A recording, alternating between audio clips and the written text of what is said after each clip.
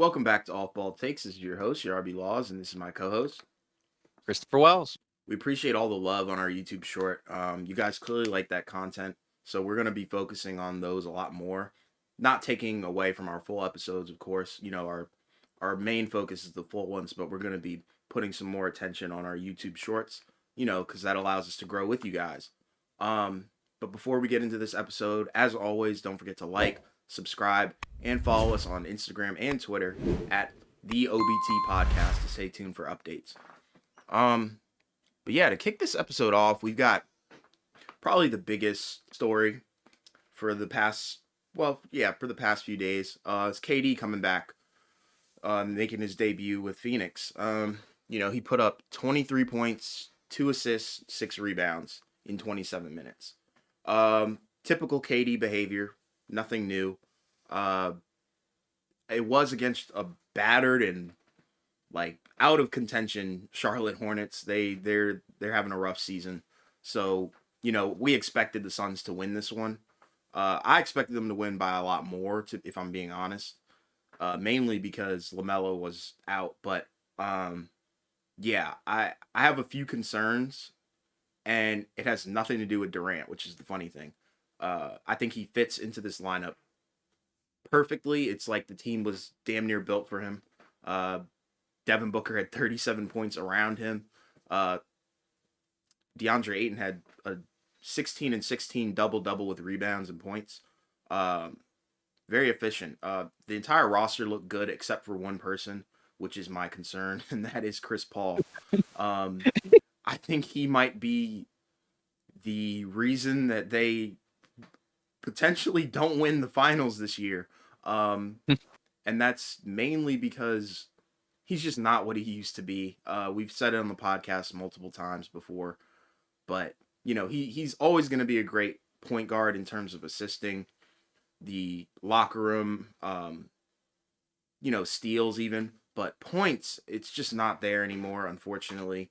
But, with them bringing in KD, that kind of eases their worries somewhat, but at the same time, he could potentially be a liability for them offensively in the playoffs. We've seen it before, so I'm curious to hear what you have to say about that. Yeah, so obviously, like you said, they're going against the Charlotte Hornets. No LaMelo Ball. We'll talk about him in a little bit, but Charlotte has at times been somewhat competitive even Right. without LaMelo, but it's still not a great team. Obviously Chris Paul, you mentioned he had a tough game. He had 2 points, 1 for 8. It's been kind of a weird season for him, right? Like he's averaging 13 and a half, still putting up 9 assists, but his efficiency's gone way down. He's around 42%, I think, Right. 42%. Usually he's like, a little bit better than that, right? Like mid 40s, upper 40s.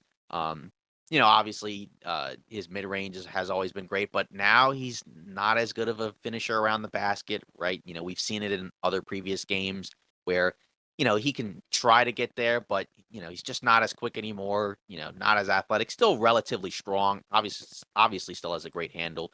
Yeah. But at the same time, we kind of talked about it when they first traded for Kevin Durant that he's not going to be relied on as much as a scorer anymore, Right.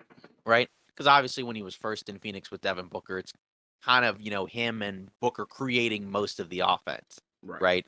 Not, for themselves and for others, right? Because Booker is still a good passer for a Yeah. 2 guard. But either way, yeah, his performance, you kind of do wonder because we saw like you said, last postseason, he definitely wore out. You saw what Dallas was doing down the stretch of the series where they were Right. just picking him up 94 feet with Reggie Bullock, and it wasn't great for him. But at the same time, Durant's still an upgrade, and I think that they'll still be good.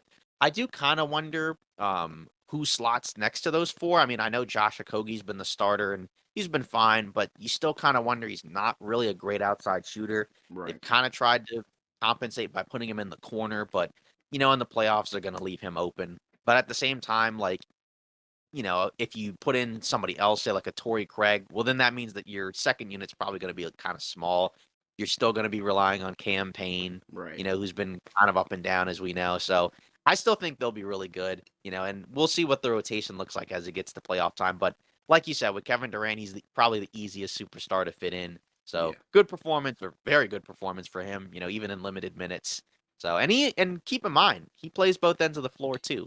So you can't forget that. He's tall, he's got super long arms. So obviously he can help out on the boards, he can help out for blocks, especially for help defense. Yeah. So I mean, like you said, I think Chris Paul is obviously one of the bigger concerns because again, his age, and his mileage, you do kind of wonder whether or not he's going to wear out. But the good Right. news is this is why you got Kevin Durant. So if Chris Exactly. Paul kind of has a rough night, well, you got Chris Paul to help, or you got Kevin Durant to help you out. Yeah. And even Devin Booker, we talked about it, right? He kind of slots into another role now where now he doesn't have to necessarily work as hard for his offense because now he's got another guy that can get his own shot at any time. And Booker can still play with the ball in his hands. So, Yeah. you know, I thought it was a pretty good debut, and we'll see where Phoenix goes from here. They have a chance to catch the Kings, right? Because the Kings have one of the toughest schedules left. So I wouldn't be necessarily shocked if they just kind of just out talent some of these other teams that They could do Phoenix it. has left, and then they kind of pass over them for that third seed.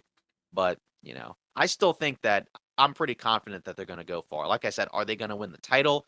We'll have to see more, right? Because this is a super small sample size, and we'll Right. need to see what they do with the other lineups and schemes. But so far, you got to win, and you can't really complain about that. So moving on into the next story, which is not a super positive one, unfortunately. LeBron James for the Lakers. He, if you watched against Dallas, he hurt his foot. Still finished the game and played pretty well down the stretch. But you saw he was limping around. He kind of had to change his game up, right? He shifted to playing more post up style as opposed to just simply attacking the basket. Right. Um, but now they say that he's got a foot tendon injury and he's going to be reevaluated in about 3 weeks. Obviously, he's already been out for a couple of games. And, this is pretty unfortunate, right? Because with the Lakers, they got their new guys. Obviously, you want to build chemistry and get some wins. Currently they are 11th in the West right now. So there's still hope, but obviously this makes it a tough uphill climb when you're without your best player. Obviously, because even AD, he missed the other night. Supposedly it was a scheduled rest, I heard which about is that. kind of interesting, just considering down the stretch, you thought that maybe they would play every game. And even D'Angelo Russell's been out as well. Right. So they won the other night against Oklahoma City without Shea. So that's a big win, but obviously it's a tough loss, and you do kind of wonder if he comes back at all. Woj and Shams kind of put out that it's going to be semi-dependent on where they finish. So, as we said, right now they're 11th, and they're only one game from 10. So if they can kind of string some wins together, they got a chance, and they have one of the easiest schedules, but the next few games are kind of tough. But basically, if they finish well and they can finish in some sort of play-in potential playoff spot, right, then I'm sure he'll be back. But, if they're kind of floundering down the stretch, and they're like 12, 13, Right. and a few games out, then he probably won't come back. I think he'll still come back because I think that they still have enough talent to maybe just kind of stay 500. Obviously, I think that like a 6-7 spot is probably a long shot at this point, but both you and I thought that they'd be more of a play-in team Yeah. anyways, not necessarily like a 6-7. What do you think of this injury situation? It might be very telling. I don't want to speak on it too soon, but Father Time could be catching up with the goat. But it's just funny because I was on Instagram, saw the post of him in a boot. It didn't look real to me. I thought I was dreaming, to be honest. Because they've certified LeBron as the Iron Man of the NBA. He doesn't really miss time, and when he does, it's an anomaly. Um, but this puts the Lakers in a really tough spot. It puts all the players on it in a tough spot too, especially the new acquisitions like with D'Lo. We said that his contract extension may have depended on them going to the play-in, so I don't know how this could affect that. Um, but this is bad news for Lakers fans, and I'm not even a Laker fan, and it's honestly pretty rough to hear. Um, Yeah. because we have to admit, if you don't like LeBron, that's cool. But when he's in the playoffs, it's so much better. You can't argue that. Lakers in general, to be honest, because they're that big of a team, that big of a market. You can't have really good playoffs without Lakers basketball in them. So it would be unfortunate if they miss it, because then we could be missing out on that playoff matchup that we talked about in the last episode. But Yeah. I don't know. very disheartening to hear. I hope he gets better. Prayers for it. But you Yeah. know, this could be a season ender. Yeah. I mean, it's essentially been 3 straight seasons pretty much where both LeBron and AD have kind of taken turns missing substantial amounts of Right. time. It's just been a brutal 3 seasons after the title. I mean, they win the title, there's so much optimism going in, and then unfortunately, they just haven't really been able to stay healthy, and it's kind of like you said, you don't really expect it to probably get much better as both guys are just gonna, continue to get older. AD is obviously not old, right? But, he's already 30. He's had a, injury history. Even though he hasn't really had any super significant injuries like, torn ligaments or Right. broken bones and things like that, he still is a guy that tends to miss a lot of games. Oh And yeah. obviously LeBron, for most of his career, he was very durable, but since he's been in LA, which obviously has kind of coincided with the latter part of his career, he's missed a lot more time as well. So, Right. like you said, it's definitely tough. It's still potentially doable, but obviously it just makes it that much harder. And like you said, it puts a lot of pressure on these new guys. Again, even a guy like D'Angelo Russell, like you said, with the new contract, but he's been out like the last 4 or 5 games. Exactly. And maybe that has something to do with obviously, he wants that new contract. So obviously he would like to avoid, picking up a really bad injury. So Right. we'll just, keep seeing where this goes. But I guess uh gut reaction, or I guess, yeah, gut take, do you think he comes back at all? Yeah. I think he's Okay, gonna yeah, I push think so. through. Um, Okay. I don't. I think it's more so of a situation where we could be looking at him coming back only if they have a chance.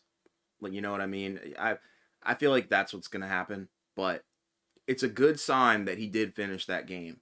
Um, I think that's a very good sign. So I think it's serious, but not as bad as the media is making out to be. Like, they're acting like it's a career-ending injury or something. And obviously then you got to worry about AD because this Right. puts more pressure on AD. And obviously if he gets hurt, then that's pretty much it. It's So, done. you also have to keep that in mind. Moving on, I guess a little more optimistic news for another team, Stephen Curry, right? He's been out since February, right? Yeah. And now he's supposedly going to return next week sometime during their road trip. We don't know which game, but obviously it's a good sign that he's getting closer and closer to returning. For Golden State, it's kind of been interesting. They've actually won 3 in a row.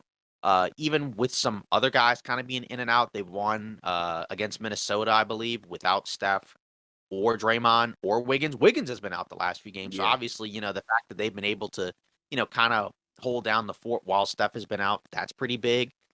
They've kind of battled back, and now they are, I believe, sixth in the Western Conference. Obviously, it could change depending on this Clippers Warriors matchup Right. that's about to take place as we're talking. But this is kind of the key to kind of coming back and being able to find a way to continue to contend because if they're in one of those higher spots, if they can somehow get to, maybe 5 or something like that, obviously they'll still have that road series, but still it's better than being like, 8, 9, Right. 10 in that play-in spot. So if you can avoid that play-in, if you're the Warriors, I think you have a much better shot at advancing. So this is obviously huge news, right? And if you're the Warriors, you got to be excited. It's just kind of been a brutal season, but if Steph comes back, Wiggins comes back, and they can continue to win some games down the stretch, and make a run, I think they can kind of start to convince people that they still got a chance. Yeah. This is great basketball news. If you follow the basketball world, then I know you have a smile on your face. Because it's like same thing with the Lakers. Without the Warriors, the playoffs are kind of eh. Um, I'm hoping that they can push through and get a higher seed. I would like to see that. And, I think I've said it on the podcast before, it all comes down to the young guys. And if they can continue to rally, push through, fight through it, whatever it may be, give it their all, they have a shot. I will never count the Warriors out, no matter what seed they are, as long as they're in the playoffs. But this is great news. I'm hoping Clay picks it up too. He's played okay, not the greatest, not the Clay Thompson Mhm. from a few years ago, but if he can pick it up and really, just drill down and lock in on his role that we know him for, I think they have a shot. Yeah, and I think obviously, you're kind of looking for some other stuff. Maybe Jordan Poole kind of settles down. Right. Obviously he's had stretches where he's been good, but he's also kind of been had stretches where he's been, kind of mixed. Yeah. It's been kind of a really up and down season for him. Obviously, he's, getting that big contract raise next season. So obviously this is kind of huge for him, to kind of continue to show that he's getting better. Draymond, obviously, it's going to be interesting to see what happens with him, right? I believe he has a player option, which I assume he'll pick up. Yeah. But obviously, he's kind of talked about it at different points. He may not have too many more seasons left with them, so they need to kind of continue to ride these guys while they still can. Because as long as these guys can stay healthy and compete, they're gonna be there with everybody. Oh yeah. Um, and back to Jordan Poole, like I like his game a lot, but I think he's just trying to figure it out. I think that's what we're looking at. He doesn't know his game completely yet, and we're just looking at raw potential right now because he was in the G League before. Um, but I think that's what we're looking at. We're looking at him finding his own, and I think that's going to take a season or two maybe. Um, until he really figures it out, and he's not gonna have these up and down stretches where it's sometimes hard to watch and also very fun to watch. So we'll Yeah. see what goes down. I'm excited for their future, and their present. So all good news. All right. So again, kind of shifting gears back to a little more of down news. LaMelo Ball fractured ankle, out for the rest of the season. It's Yeah, been a really tough season for him. Really only played in about 35 games. He's yeah, kind of battled ankle issues the whole season, right? He's just hasn't been able to catch a break. Um, he had I think he had a game earlier in the season, right, where he hurt his ankle falling into the cameraman. So it's just been one of those kind of years for Charlotte. Um, there's been a few bright spots, right? Mark Williams, their rookie out of Duke, has been really good. He kind of rode the bench and was in the G League during the early part of the season, but since right. Mason Plumlee was sent to the Clippers, obviously he's been starting and he's been playing great for them. They have a few interesting guys, but overall the roster's not great. They actually won 5 in a row before he got hurt. So, kind of like putting themselves into that weird lottery mix where they may have played themselves out of the number one pick, but we'll see. Again, of course, Charlotte's been really up and down, but mostly down. So we'll see where this goes. But it just sucks, And we talked about it in one of the previous podcasts with Lonzo, his brother. I mean, he hasn't been able to stay healthy either, unfortunately, and Right. just been a brutal year for both of those guys. So just hopefully these guys can get back to being healthy because when they're out there, they're fun to watch. Yeah. You know, both guys I think have improved each season, particularly Lonzo, considering where he was initially to Right. where he is now. So, and I think they're fun to watch. So hopefully they can get back to being healthy so we can watch them play good basketball again. Yeah. With Lamelo, it's kind of concerning because now we put the label of injury prone on him. Like it's just weird to Right. me. Um, why he can't stay healthy. I'm not sure what's going on physically, but this is just another blow to Charlotte. To be honest, like now, I mean, their season was pretty much already over, but now your star's health is in question, and this is really nothing new with him because I think this is what I'm not sure how many years he's been in the league. Maybe four. I Is think it it's his. I want to say it's third? his third season. Third, okay, third or fourth, whatever it may be. He's missed It's his third significant season. time. Yeah, he's missed significant time for a third year player, for a young guy, for a potentially franchise player. Not good news at all. And I don't think this is gonna make the Hornets question to move on from him. It's just gonna question how much they want to invest in him and build around him. I think that's what's gonna be the issue here because you know they they're a young core. And they play better than what they actually look like. I think, you know, they look bad on paper, but when you watch them, you're like, this isn't that bad of a team. It just comes down to I think potentially coaching and management. The roster's not complete. There's a lot of holes in it, and Miles Bridges being out and not even on the team isn't helping their situation. So they lost Right. a lot of firepower. Jalen McDaniel's gone, so I'm not For sure. nothing. Yeah, for absolutely nothing. So I'm not sure what direction they're gonna go in the future, but I'm gonna assume it's gonna revolve around Lamelo. That's just gonna be this injury just adds to what could be potentially the question of the day: is he injury prone, and do we need to reevaluate ourselves? Yeah, because there are some kind of there are some weird contracts with this team. Terry Rozier on a big long-term contract. Right, I think he's a good fit next to LaMelo, but again, considering he's gonna be 30, not long from now, how much longer is he gonna keep playing alongside of him, especially with that big of a contract? right. Gordon Hayward, kind of another, well, definitely injury prone player, right on a Yeah, big contract. I believe he has one more year after this season. But again, if you're Charlotte, you'd probably prefer to move on from him because I mean, where are you really going with that? Um, they have a couple of young guys, but they definitely need more of an influx of young talent. Just also some of the guys that they drafted just haven't worked out. Um, James Booknight hasn't really amounted to a whole lot. yeah. They had Jalen McDaniels, but they moved him.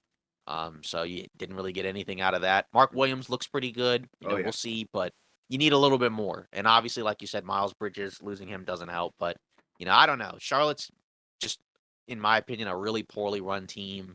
Um, yeah, and I just think they need a lot of help to kind of figure out what they're going to do. And I don't know if they really have that help right now. And it's kind of also a weird situation with LaMelo because it's just there's not really a whole lot of continuity, not really anything to really latch on to.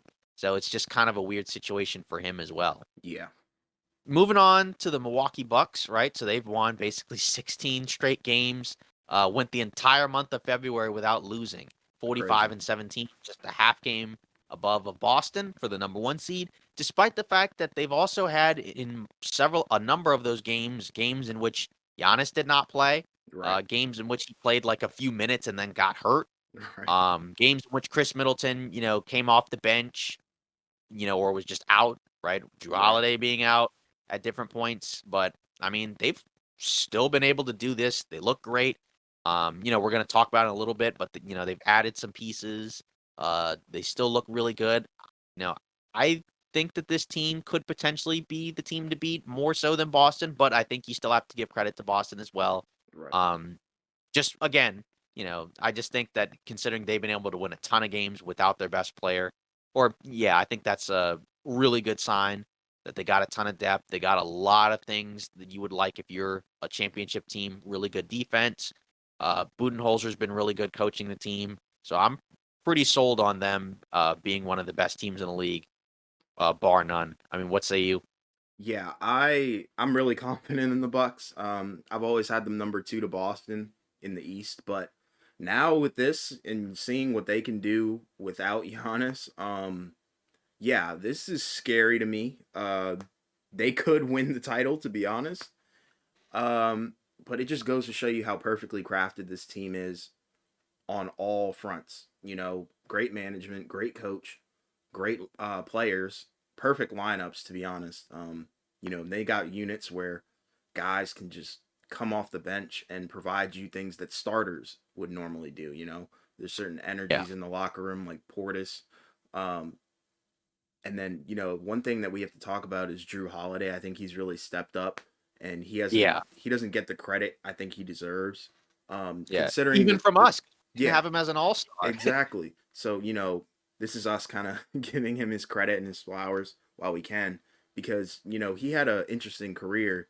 He started off more as an athletic guard and like a shifty one, but I think injuries hit him. So he kind of slowed down, but that didn't stop him. He just changed his pace, changed his play style, locked in on defense, and really got that jump shot together. So I think that's the main factor in helping them win is that he knows how to shoot the ball. And you need a shooting point guard that can defend in this league. That's the biggest I think that's the biggest cornerstone in their franchise outside of Giannis. Obviously, Giannis Yeah. is the guy, but Drew is Mhm. perfect fit for that team. Um, and they could easily go the distance and beat Boston if it comes down to that. Um, and easily beat somebody in the West too. I'm very Mm. happy that the Bucks are figuring it out, and we could potentially see them in the finals again. Yeah, Drew Holiday elevating his game really has helped this Milwaukee team, Yeah, because they needed it. Because again, with Middleton being in and out of the lineup, he missed a lot of the early part of the season, and now he's back. But he's They're kind of easing him back into the lineup coming Right. off the bench. You needed a guy like Drew Holiday to elevate his game to a higher level Yeah. than we had seen before, and he's definitely doing that. So props to him, for doing that. Considering again we didn't even have him as an all-star. Sorry, Drew. Yeah. Um, little boy Drew, we're sorry, man. W commercial. Um, yeah. So kind of, I guess, to kind of wrap things up. Obviously, we know the situation with Westbrook and the Clippers. They haven't won since he's gotten there. I don't necessarily think he's really been bad necessarily. It's just I still feel like, as you said, I don't feel like as a starter, I just don't think he necessarily makes a ton of sense with them because it's just a lot to kind of ask to sort of make adjustments to your team this late into the season. And I personally wasn't a big fan of the signing, and I still don't understand it. Just to kind of quickly talk about it, I suppose. Yeah, I'm in the same boat as you. Nothing really much from me to say about this. I agree with you 100%. Doesn't really make sense to me, but we'll Yeah. see. We'll see. Yeah. And then also to kind of also additionally wrap this up, we got some buyouts. Will Barton bought out from the Wizards, your Wizards actually, as a matter of fact, as you can see with the hat. Um, so he went to Toronto. Kind of not really the team I would have expected him to go to. No. I would have expected him to go maybe more towards like a playoff team, but I guess in fairness, he wasn't really playing at all with the Wizards as of late. Right. So maybe he just went to Toronto with the opportunity to get more playing time. But then at the same time, it's like he's not starting. I mean, he's still playing a bench role. I think they played against the Wizards earlier, and he only played like 7 minutes. Yeah. So I don't really quite understand that signing. Maybe there wasn't a lot of demand for him, but that one was kind of a bizarre one to me. I think he's okay, but again, like Toronto just was not the team I expected him to go to. Yeah, it's a weird signing. He's not a bad player at all. It's just I think he had no value. That's the concern. So I think like you said, this is a move to potentially raise his exposure so he can maybe get some more minutes in a different setting. I don't know. The fit is kind of weird because Toronto's not very good. And like you said, he's not starting, so kind of confused by it. But hey, if he's out of Washington and that's what he wanted, then he got what he wanted. So no hard feelings from me. I wish we could have used him more. I really like him, but clearly Washington didn't. So it is what it is. And then Um, another buyout, we got Goran Dragic. So he was bought out by Chicago. Makes sense. They got Patrick Beverly, Alex Caruso, Ayo Dosunmu, Kobe White. They have a ton of guards, so they didn't really have much use for him. And it makes sense for him to kind of go somewhere else and probably go to a contender. He hasn't signed with an actual team yet, but it's been reported by Woj and Shams pretty much that that the Bucks are probably the front runner to sign Dragic. So that's another guy that we talked about that could yeah, potentially give Milwaukee some more playoff experience and just give them a lot more depth right, and give them a ton of options, right? Because you got Javon Carter who's been playing, right? Maybe his minutes go down a little bit in favor of Dragic, or maybe Dragic is kind of like a third stringer. But right. still, right? If you want to win the title, you need depth. You need to have some guys that have been through it in big playoff games to help you out. And Dragic is definitely one of those guys. Still not what he used to be, but I Right. think he can probably still in limited minutes help you out. Much like some of these other buyout guys that we had talked about in the past. So I like this for the Bucks. I think this makes a lot of sense. Yeah, I have no issues with this either. It never hurts to add somebody who's seasoned, who knows what they're doing. Um, I don't think he's gonna see a lot of play time, to be honest. I think it's more so if somebody goes down in the playoffs, God forbid, um, Mm. they'll have somebody with equal or even technically better value if you really want to drill down in the minutia. But I like it. I have no issue with Milwaukee building up their already stacked and perfect roster. And then obviously, there's other guys that have gotten bought out, right? Like a Right. Nerlens Noel, Juancho Hernan Gomez, I believe, has been bought out. But none of these guys have signed necessarily yet, so maybe they'll go somewhere else. We'll kind of keep you posted Yeah. as these things happen. March 1st was the deadline to get bought out to join a contender. So if anyone else gets bought out by this point, they won't be able to join a playoff team. Right. So if you didn't get bought out, I guess it's kind of too late for that. So that's it for today's episode of Off Ball Takes. Again, we appreciate the support. Don't forget to like, comment, and subscribe. We're gonna continue to update our socials. Continue to post more YouTube shorts. As it seems like you guys have really uh given us a lot of love for that Yeah. content. So thanks a lot. Have a great weekend, and we'll see you next week.